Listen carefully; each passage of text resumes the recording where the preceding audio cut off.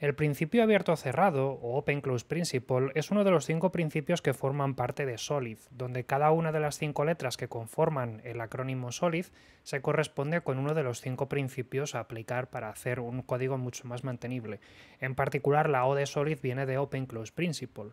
Bajo mi punto de vista, este es uno de los principios más caóticos de comprender al principio, debido en parte a su definición y debido a lo que luego hay por debajo. Entonces voy a intentar hacer un vídeo que ayude a comprenderlo, ya veremos si soy capaz de hacerlo de forma satisfactoria o no, entendiendo también las partes positivas de este principio y también las partes negativas o las consecuencias del mismo, que hay algunas y no todo el mundo lo cuenta.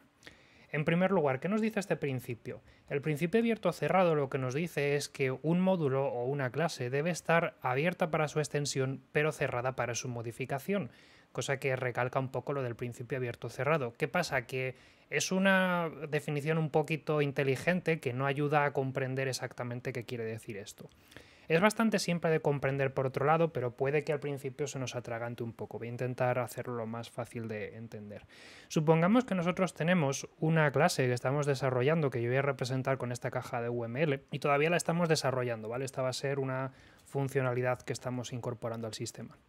Bueno, pues mientras nosotros estemos desarrollando esta clase, evidentemente nosotros podemos continuar añadiéndole código siempre y cuando se respeten otros principios.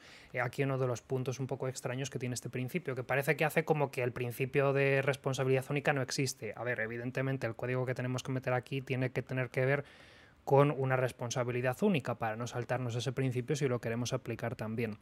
Sin embargo, a medida que nosotros vayamos incorporando el código, iremos fabricando una especificación realmente, que son pues esos métodos y esos atributos que tiene que tener nuestra clase para poder funcionar. Algo que se supone que nosotros deberíamos definir en tiempo de diseño, es decir, no simplemente tirarnos a escribir código sin saber qué es lo que nos hace falta. De hecho, el principio abierto a cerrado, yo creo que uno de los problemas que tiene es que cuando quieres darte cuenta de que hay que aplicarlo en el código es cuando ya es tarde. El principio abierto a cerrado, por cómo lo voy a contar, vais a ver que tiene sentido aplicarlo cuando estamos diseñando, es decir, tiene que ser algo que veamos desde el principio. Si simplemente tenemos una clase que está muy mal mantenida y queremos hacerla de un mejor modo, posiblemente ya sea tarde y vamos a tener que refactorizar bastante más. Entonces, una vez que hemos terminado de desarrollar esa clase y ya la tenemos lista, lo que ocurre es que esa clase se va a cerrar, ¿vale? Hasta ahora la clase ha estado abierta y podíamos, por lo tanto, meterle más código para satisfacer las necesidades de esa clase. Pero una vez que la clase se termina, se tiene que cerrar. ¿Eso qué quiere decir? Significa que si más adelante surge la necesidad de incorporarle más código para una nueva función, no podemos hacerlo dentro de esa clase, porque esa clase está cerrada. Esto vamos a ponerlo con un ejemplo bastante sencillo de comprender y con el cual es posible que haya gente que se identifique bastante. Imaginemos que estamos haciendo una aplicación web donde tenemos que pintar unos paneles de control con widgets que muestren cosas como por ejemplo pues una tabla con las últimas ventas hechas o una gráfica que muestre la proporción de ventas pues por categoría o una lista de mensajes para las disputas que tengamos abiertas o para todas esas compras que se hayan quedado a medio hacer. En fin, distintos widgets para que una persona pueda venir aquí y simplemente de un vistazo pues ver qué tal va la aplicación, ¿vale? O qué tal va el sistema de ventas pues mediante gráficas o mediante tablas. Y nosotros ofertamos ese producto pues como un dashboard genérico que nosotros vendemos a nuestros clientes. Es decir, idealmente nuestro código pues estará compuesto de a lo mejor una clase que se podría denominar la clase widget y es bastante probable que tengamos una clase llamada dashboard donde estamos pintando múltiples widgets. Imaginemos, por ejemplo, que el código para pintar ese dashboard en este momento tiene esta forma. Nosotros declaramos al principio la lista de widgets con los que vamos a estar trabajando, ¿vale? Y luego tenemos una función denominada paint que lo que hace es iterar sobre cada uno de esos widgets y pintarla, ¿vale? La típica función que te pinta un array de elementos, llamando a cada uno de los métodos paint que tienen los widgets en particular. Y ahora imaginemos que de repente se ha firmado un contrato bastante importante con una empresa buena y de algún modo queremos ofrecer una especie de widget especial que solo se muestre cuando la persona que inicia sesión en nuestro panel de control forma parte de precisamente esa empresa que ha firmado ese contrato tan bueno. Es decir, tenemos de repente un widget exclusivo y especial que solamente queremos pintar cuando la persona que visita el panel de control pues de algún modo cumple algún tipo de flag. Por ejemplo, pues tiene la propiedad user level es igual a 4, por ejemplo, para indicar que forma parte de un nivel un poco especial porque es un contrato que hemos firmado un poco específico.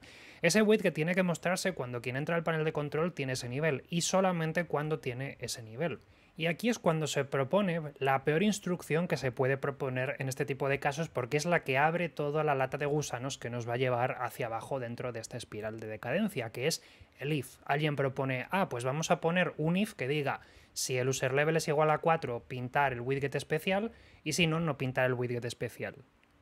Y propone hacer una serie de modificaciones al código, tales como incorporarle al widget algún tipo de flag que nos diga si es especial o no, y luego hacer algo como si el widget no es especial, es decir, si especial está apagado, pues entonces w.paint para pintar el widget. Y si no, lo pintamos cuando el nivel sea 4. Claro, el problema de esto es que típicamente se suele proponer como una solución tímida porque ¿qué vamos a hacer? No tenemos nada mejor planteado, pero eso empieza a habilitar una grieta en la cual tarde o temprano se nos van a colar problemas. Porque hoy es un if, mañana son 2 y al día siguiente son 4, porque resulta que ahora tenemos que pintar un widget cuando vienen de este otro contrato también súper especial que se ha firmado sin decirle nada a nadie. Y al final acabamos con una clase que tiene un método paint que está lleno de ifs y que se cumplen determinadas condiciones para pintar unos widgets, otras tienen que mirarse desde algún tipo de conexión externa, por ejemplo con un LDAP para confirmar si el usuario cumple una condición concreta o no. Es decir, de repente nuestro método paint, que todo lo que tiene que hacer es pintar widgets, se convierte en una especie de clase controladora que tiene que decidir sobre todo un diagrama de clases si tienen que pintarse o no en función de condiciones que le vienen de vete tú a saber dónde. Ya hemos dejado que entre los problemas de diseño dentro de nuestro código. Precisamente el principio abierto o cerrado lo que nos dice es que esto no lo podríamos haber hecho. Es decir, en el momento que nuestra clase dashboard está considerada como terminada de programar, la clase tiene que ser cerrada y cualquier propuesta de modificarla para poder añadirle nuevas funciones, tales como añadir algún tipo de widget dinámico que se pinta en una condición o no, tiene que ser rechazada. No se puede hacer ahí, tiene que hacerse en otra parte. ¿Dónde? Pues en otra clase. Y aprovecharnos para ello de patrones y de otro tipo de metodologías, como por ejemplo la orientación a objetos, es decir, aprovecharnos de cosas como la herencia, para fabricar un sistema de clases que permita que se pueda extender cómodamente un sistema sin tener que modificar una clase. Es decir, que si de repente entra una funcionalidad nueva que tiene que ser implementada en casos específicos, eso provoque que realmente exista algún tipo de herencia o de extensión de la clase dashboard que se ocupe de ese rol concreto, pero que bajo ningún concepto modifiquemos la clase que ya tenemos hecha para poder añadir nuevas funcionalidades. Este principio es un poco complicado en este sentido porque al fin y al cabo ellos solamente te dicen lo que tienes que hacer, pero no te dicen cómo lo tienes que hacer. Y por eso es por lo que digo que realmente es un poco complicado de comprender al principio. Pasan cosas. Como podéis imaginar, ya en este ejemplo que os he puesto es demasiado tarde para hacer cambios sin rediseñar de nuevo toda la jerarquía de objetos de nuestro ejemplo. Por eso decía antes que el principio abierto cerrado es un poquito complicado de seguir porque cuando lo quieres aplicar ya es tarde. Es un principio que tienes que aplicar en etapa de diseño. ¿Cómo? Utilizando una buena arquitectura y un buen sistema de patrones de diseño, por ejemplo, que garanticen que bajo ningún concepto sea necesario modificar una clase si tenemos que cambiar su comportamiento. Es decir, tenemos ya que ver venir la extensión desde el momento en el que estamos fabricando el diagrama de clases. Por ejemplo, tal vez realmente aquí el diagnóstico hubiese sido que tendría que existir una clase adicional que se llama Dashboard Painter, que sea la que se ocupe de pintar un dashboard, y para ello lo que haga es consultar las condiciones bajo las cuales nos encontramos, por ejemplo, si el usuario forma parte de un grupo especial o si es un usuario genérico, y elegir una subclase de dashboard correspondiente. Por ejemplo, ese dashboard painter elige un dashboard y ese dashboard realmente mediante un sistema de orientación a objetos tenemos el general dashboard, que es una subclase de dashboard, el VIP Dashboard para los contratos más exclusivos que tengamos con clientes, o el Executive Dashboard, que puede ser pues, un nuevo tipo de dashboard que tengamos solamente para personas que sean ejecutivas y que no les importen los números, solamente les importen las gráficas. De tal manera que si nosotros comenzamos únicamente con un dashboard general, pero de repente nos entra por primera vez uno de estos contratos, en vez de hacer un if, lo que hacemos es toda una clase diferente que puede que se apoye en otro tipo de estructuras comunes y que seguramente exija refactorizar el código para tener algún tipo de proveedor de widgets, pero que nos garantice que no tenemos que modificar el General Dashboard. Es decir, el General Dashboard solo tiene que hacer una cosa, que es pintar el dashboard que originalmente nuestro equipo de producto concibió, no el dashboard concreto que nos va a salvar de un apuro para que nos entre pasta, que es lo que suele pasar por otra parte. Por último, hay que tener cuidado al aplicar este principio, en primer lugar para no saltarnos otros principios OLID que queramos aplicar. Ya os hablaba antes acerca del principio de responsabilidad única, que convendría no saltárselo, pero también hoy en día suele haber una guerra abierta contra la extensión, sobre todo si se utiliza la herencia directamente mediante extens, y favoreciendo cosas como las interfaces o la delegación. Convendría diseñar el código de tal manera que favorezcamos precisamente pues, la fabricación de interfaces, que ese es otro principio OLID que estudiaremos, o el uso de delegación, que eso es mucho más conveniente que la herencia.